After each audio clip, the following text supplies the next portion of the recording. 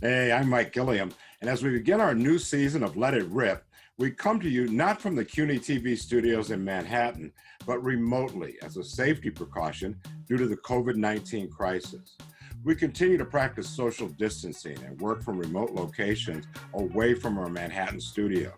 But thanks to Zoom technology, we are here and ready for a lively conversation about the topics that are most important to all of us. Welcome to Let It Rip.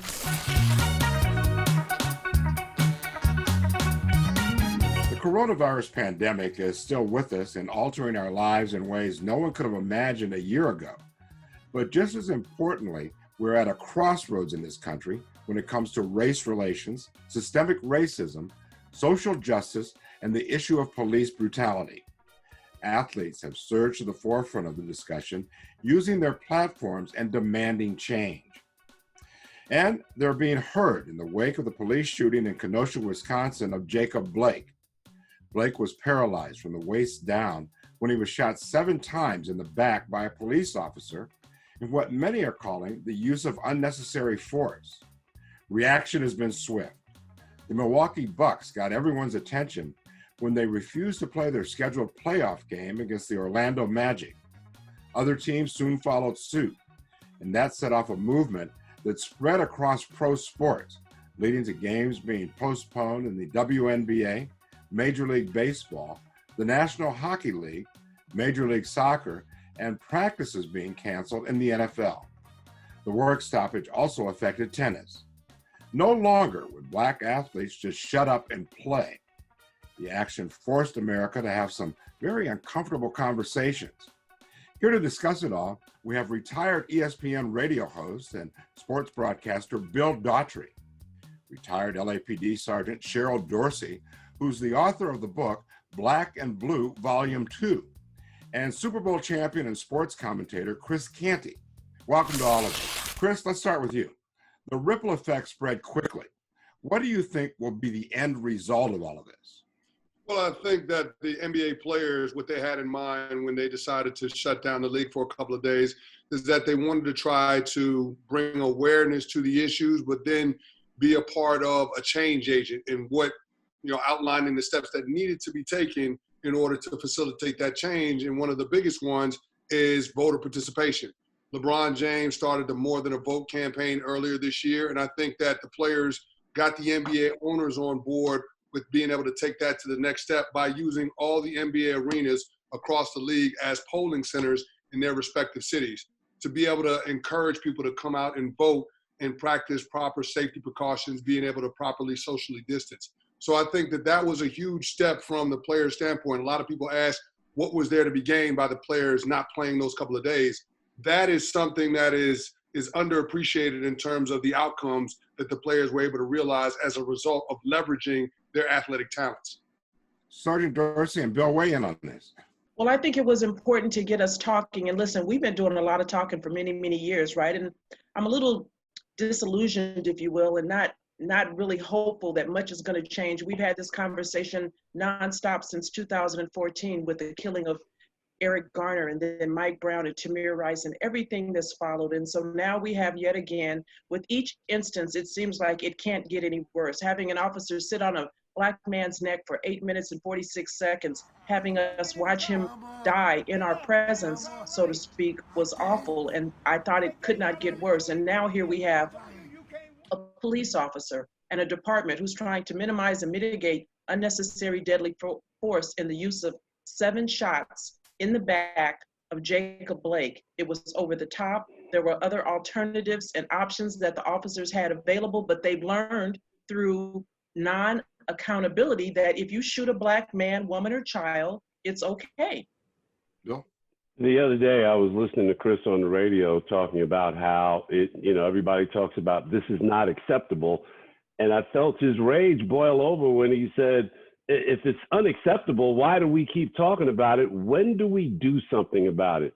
And that's why I was particularly proud of what the NBA players, the WNBA players did last week after Jacob Blake was shot in the back. They were slow to move. There was no action, no positive result that anyone could see. And so these athletes exercised their right as what they are. And I don't mean athletes, I don't mean millionaires. I mean, they're citizens of this country. What happened to Jacob Blake, what happened to George Floyd, what happened to Breonna Taylor could happen to any of us. And they simply said, enough. The train is going to stop right here because we're stopping it. And that George Hill and the Milwaukee Bucks did what they did and came out with their statement. And what I particularly liked about the statement was athletes are always expected to perform to this nth level, to this degree that nobody can really ever realistically perform at. Well, George Hill passed that on to the lawmakers in Wisconsin. He said, let me see you perform as you want to see us perform whenever we're on the court. Now, there's been pushback from the administration on all of this. Jared Kushner said that it's nice that athletes should be able to, they have enough money that they can take a day off, kind of downplaying and in fact belittling exactly what was going on there. Do you think that that has had a real negative impact as far as how this is viewed by people across the country, or do you think that's just chatter off to the side that's driven by an agenda?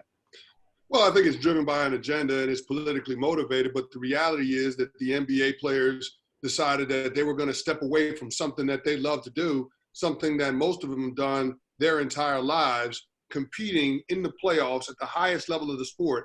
They took 2 days away from that to prioritize being able to make a difference in what we're seeing in the way of police brutality and excessive force used by law enforcement.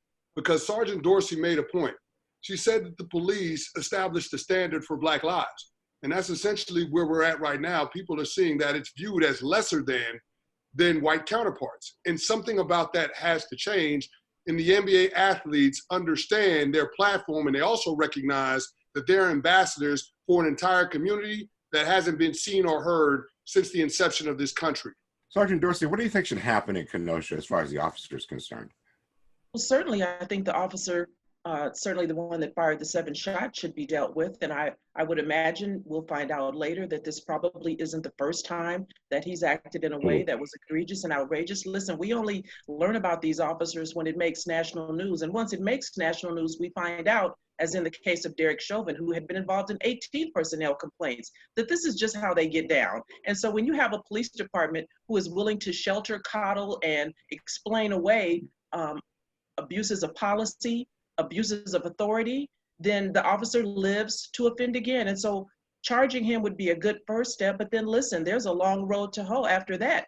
They've got to be prosecuted, and if prosecuted, then they need to be given a sentence that is commensurate with the crime. And so these are baby steps, and we're a long way from really justice for this family. And when I say justice, I mean having the officer be held personally accountable. Yeah, it's always kind of a thing that I have seen here in New York City, covering the news for many years, where you just cover incident after incident, and you wonder, how can this all be happening, and how can so many officers walk at the end of the day by just basically saying, hey, I felt my life was threatened? Well, you know, great deference is given to what a police officer says, and we see that juries have a difficult time finding against an officer because they say, well, the job is tough, and true it is, and you know, the person should have complied, maybe they should have. All of that is inherent to police work. We know when we sign on to be a police officer that folks are not going to cooperate. Who wants to go to jail? Nobody. We know that people run from us. You get ready to get some exercise, you don't get to shoot them in the back like Walter Scott was. And so while they try to minimize and mitigate this bad behavior, and they talk about doing things not only locally but nationally that really won't change a patrol officer day to day and how they conduct themselves in the field, police chiefs around these 18,000 police departments could stop this stuff tomorrow if they really had an appetite to do that. Do you think that the officer on the street, the rank and file, actually hears and appreciates what Black athletes are doing right now? I think there's a segment that do, but then there's that group that, you know, and I know this to be true because I worked with them, and I know when we're in service training and we're being taught, you know, bias, type courses or sensitivity or cultural awareness, you have a certain segment that are going to sit in the back of the room and they're going to suck their teeth and roll their eyes, and they're going to wait for it to be over so they can hurry up and get back out in the field and kick ass and take names, because that's what they do. It's the culture. And when any police chief gets in front of a banker camera and clutches their pearls and acts surprised, they're being intellectually dishonest. Because understand this, every police chief, sheriff, and commissioner was once a police officer or deputy sheriff. And so this stuff has been going on ad infinitum. And that's why we continue to have these discussions, because I believe there's really no appetite for police chief to hold an errant officer accountable. I believe that their loyalties are to the entity. In most instances, they understand that a civil lawsuit is coming. And so they are trying to protect that entity, and in so doing, protect the officer. Bill, I want to go back to the players just a bit. When we talked some time ago, we talked about Colin Kaepernick. And he had basically been banned from football, blacklisted. And you said he would never play again. What did you make of the NFL's flip on all of this? I made the NFL's flip, especially when people started demanding that he get a roster spot somewhere. I said, no. He's past the playing stage. He needs to be in the NFL front office, dealing with these kinds of relationships, dealing with these social situations, dealing with these the protests that players have felt comfortable, and rightly so, with demonstrating now. There's no surprise in any of this. Chris? No, I think Bill is absolutely right. The NFL, in a lot of instances, does what fits their agenda in that particular moment. And I think that they recognize that the needle had moved in the wake of what happened with George Floyd in the fight for equality. After people saw that optic of Derek Chauvin kneeling on George Floyd's neck for over 8 minutes, people started to ask the questions, why is this happening? How can this be so blatantly obvious and we've not paid attention to it? And I think the NFL recognized that the position and the opinion of folks changed about Colin Kaepernick's protest back in 2016. They wanted to frame it as it was disrespectful to the military when it was never about the military. And I think folks started to recognize that when they actually saw how bad it was and how George Floyd was treated in that moment. So I think the NFL realized that things changed. And then the video that the NFL players put out, Pat Mahomes and Odell Beckham Jr. and Michael Thomas and others that were featured on it, asking the NFL to acknowledge what is going on in the fight for equality, asking the NFL to recognize their wrongs and not listening to its players previously. I think that has put a lot of pressure on the NFL to move in the opposite direction when you compare it to where they were at in 2016. So I think this age of athlete is recognizing their agency and trying to use that in the fight for equality. And that's why you have to applaud them, because they're putting a lot on the line. A lot of these guys are in the primes of their athletic careers, and that means they're in the primes of their earning potential, and they're willing to compromise that or sacrifice that in order to take a stand against something that we all recognize as wrong. Okay, great. Well, this is all something that is I think it's going to be continuing to grow in the weeks and months and years ahead. And we're going to keep an eye on it to see what change takes place. I want to thank our guests, retired ESPN radio host and sports broadcaster Bill Daughtry, retired LAPD Sergeant Cheryl Dorsey, and Super Bowl champion and sports commentator Chris Canty. Thank you to all of you. Well, we're going to take a short break. And when we come back, we'll examine the historical nomination of Kamala Harris as the vice presidential candidate on the Democratic ticket. But we would be remiss if, while talking about sports and racism, we didn't mention Jackie Robinson breaking the color barrier in baseball and his civil rights work, and the death of the actor who portrayed him so well in the movie 42, Chadwick Boseman. It was Boseman's breakout role. He continued to have major success playing historical figures like James Brown in Get On Up and Thurgood Marshall in Marshall, all before achieving international fame playing the lead role in the box office smash hit, Black Panther. Our condolences to his family and friends. We remember and appreciate Chadwick Boseman. You're watching CUNY TV, the City University of New York. Welcome back to Let It Rip. I'm Mike Gilliam. It's full steam ahead to Election Day on November 3rd. In a historic move, Senator Kamala Harris was nominated to join former Vice President Joe Biden on the Democratic ticket. The move is historic because the former California Attorney General is the first Black woman and first woman of Asian descent to be nominated for a national office by a major party. It also highlights something else: the rise of Black women to leadership roles in the country, both politically and in the business world. Here to take a closer look, we have the Director of Publisher Growth at Medium, Tracey Ford, an attorney and criminal justice professor, Casilda Roper-Simpson, and the president of the Brooklyn NAACP, L. Joy Williams. L. Joy, let's start with you. You're a strategist. What's your reaction to the pick?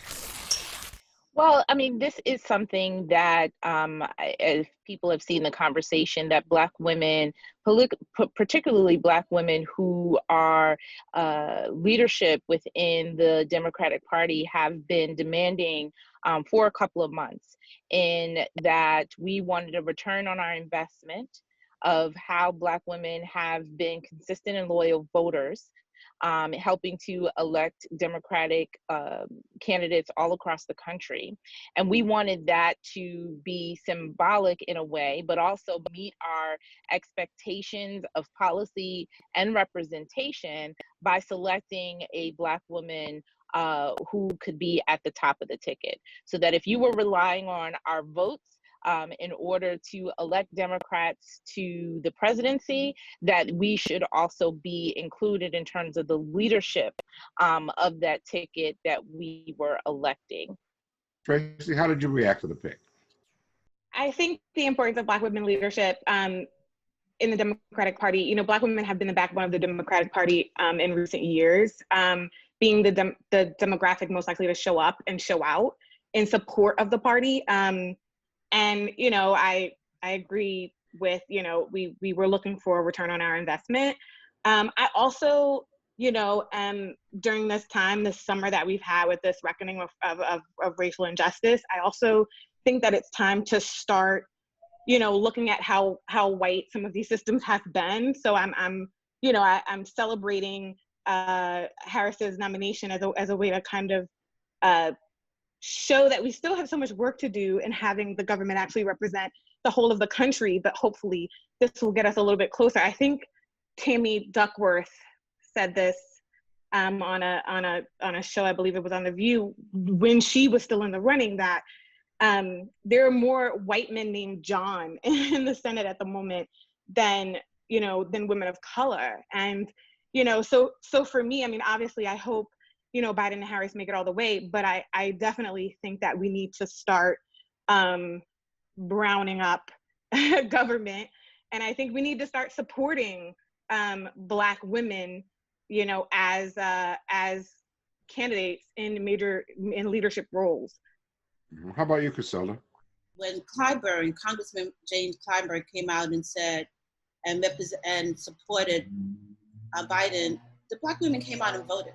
And they carried Biden from way at the bottom and brought him all the way to the top, to the presidential nominee. So how could he not know the loyalty that was there for the women of color? And when I think of that, it says to a lot of Black and brown girls and women, we can do this, because oftentimes we're seen as if we're so smart and aggressive, and Black women are the most educated in this country. And when we see that and we're told that, go sit in the corner somewhere, you're too aggressive.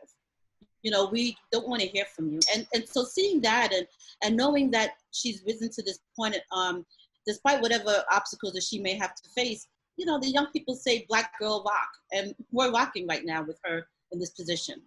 You know, in terms of fundraising, it certainly seems to be working in the days after that nomination was made and the convention. Joe Biden's campaign raked in a record $364 million for August. So the fundraising is certainly there. Higher Heights, which I'm also chair of the National PAC, we did a poll just before this pick as well, asking voters across the board, so not just Black women, but white women and, women of color, who they wanted as a pick as well. And they also wanted a Black woman. So it isn't something that is just, focused on, Black women voters, but this is something that the party's loyal supporters in terms of women in general wanted to see, right? And so being the party that has that big tent of all of the various faction of the progressive, liberal, all of those under, which are not all the same, which are under that tent, right? We were able to see that that's what people wanted. Prior to the pick being made, there were some concerns about Kamala Harris and Joe Biden when it came to like crime and their stance on crime, the fact that she was a prosecutor. People raised questions about her marriage and all of that. Do you think that that has kind of lessened now that the pick is formal and it has been made as official? I mean, I do think that Harris on the ticket is a form of a law and order play.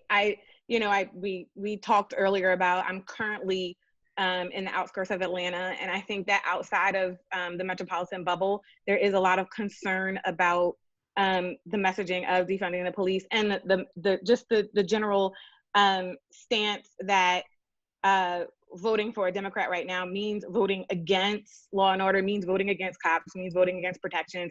I do think that I wouldn't be surprised if strategically, Biden did realize that there does need to be somebody on this ticket, somebody affiliated with his campaign that does not spark the fear that, post November 2020, if Democrats win, that we will be a lawless nation. I don't personally agree with that stance that that's where we're going, but I do think that outside of metropolitan areas, that is a legitimate concern. Well, one of the things that we heard right away is they used the buzz phrases. She's nasty, she's aggressive, she's emotional, like that sort of thing. How do you combat that?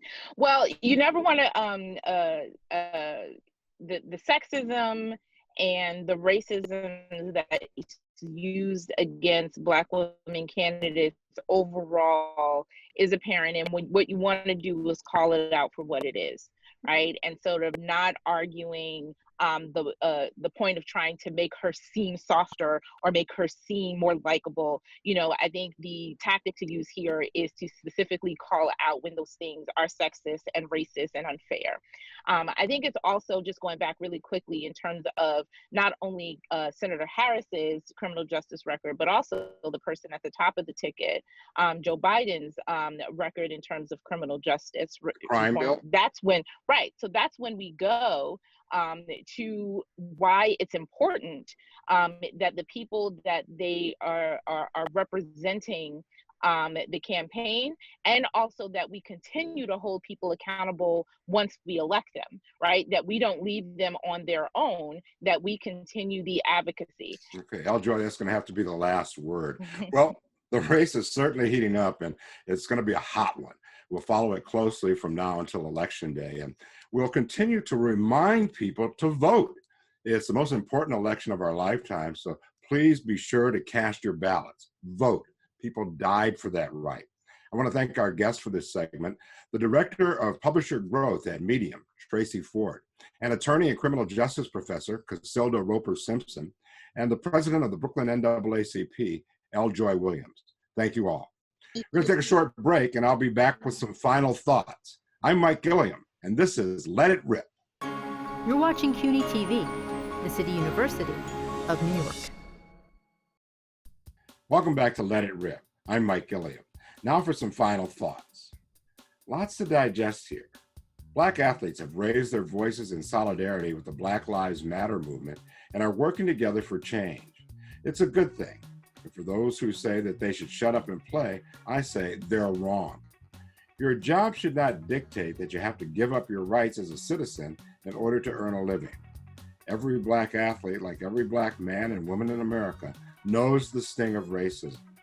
No matter where you grew up or where you live today, no matter what you do for a living, from athlete to manager at a business to laborer or even a police officer, if you're Black, I'll bet you felt racism.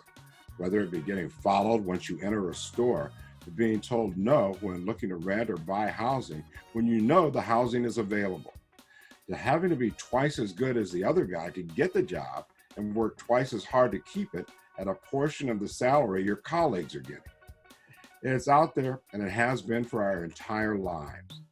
While there may not be signs that say you're not allowed in restaurants and other locations, who can tell me that they've never felt that they were not welcome because of the color of their skin? No, it's time for change, and it's time for people to quit acting like Black Lives Matter and the protesters are the main problem here and glossing over why people are taking to the streets. Acting like the protests are a bigger problem than a cop with his knee on George Floyd's neck until his life slips away. As a reporter in New York City, I covered a lot of funerals of young Black men shot and killed by police. Way too many. In fact, so many that you had to ask, why am I covering this over and over again? And in every instance, the officers appear to go free because they say they felt they were in danger. As Black men, we live that danger every time we see an officer. We're at a crossroads, and things could and must change. Kamala Harris on the ticket is a right step there. It's a good step, but there's much more to do. Clearly, we have a lot of work in front of us. It'll have to be done together. And one of the first and most concrete steps we can all take is to get out and vote. I'm Mike Gilliam. We'll see you next time on Let It Rip.